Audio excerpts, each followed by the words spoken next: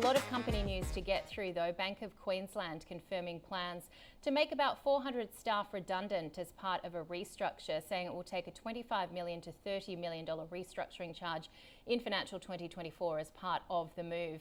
With private health insurer, meanwhile, Medibank posting its results, it saw full year net profit rise 14% to $570.4 million. Operating profit coming in at $692 million, which is up 6.3%, and an operating margin of 8.8%, which is up 20 basis points. The insurer saying an additional $305 million in COVID relief has been given back to its customers, taking its total support to $1.46 billion.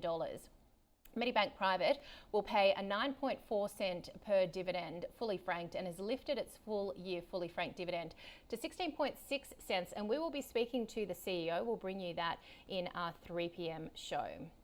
Meanwhile, Sonic Healthcare posting a 25% drop in full year profit to $511 million. Earnings comparisons for the year materially impacted by the reduction of COVID-19 related revenue. COVID-19 related earnings dropping 87% to $62 million, down from $485 million in full year 23.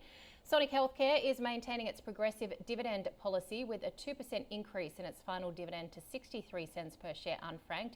The full year dividend also rising by 2% to $1.06.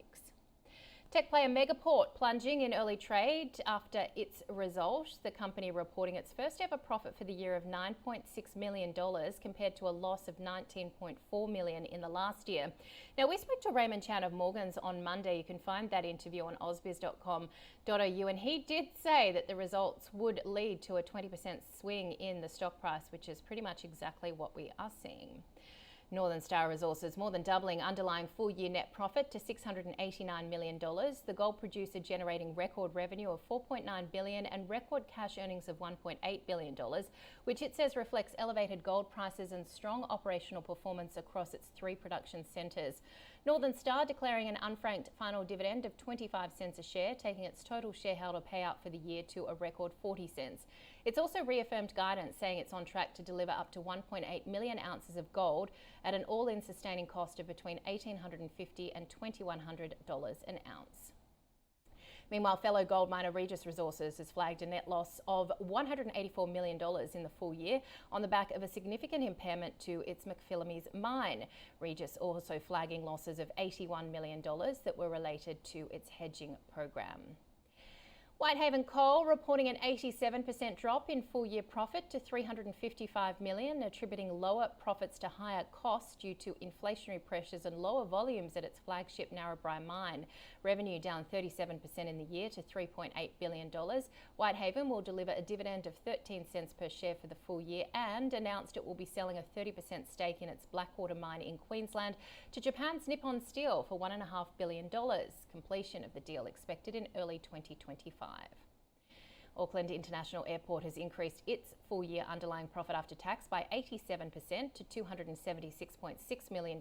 Revenue more than 40% higher to $895.5 million.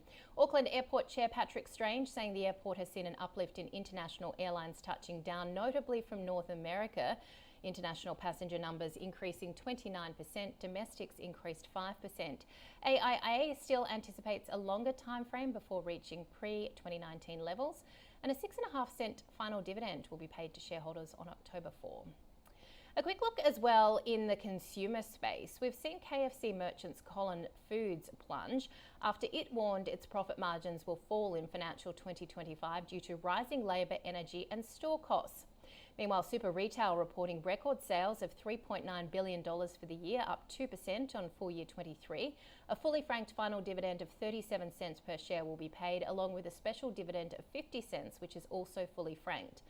The discount retailer The Reject Shop blaming soaring costs for a near 36% drop in net profit to $4.7 million, sales rising 4.1% to $852.7 million, and lighting retailer Beacon Lighting posting a 10.5% drop in profit to $30.1 million. Well, G8 Education has reported a 34% jump in first half profit to $20 million, revenue rising 5.5% to $480 million, G8 declaring a fully franked interim dividend of 2 cents per share, which is a gain of 33%. G8 has also flagged that it expects a more challenging second half of the year due to continued cost of living pressures, leading to lower occupancy expectation. The CEO is saying the company will maintain a strong cost discipline leading into 2025 to tackle this.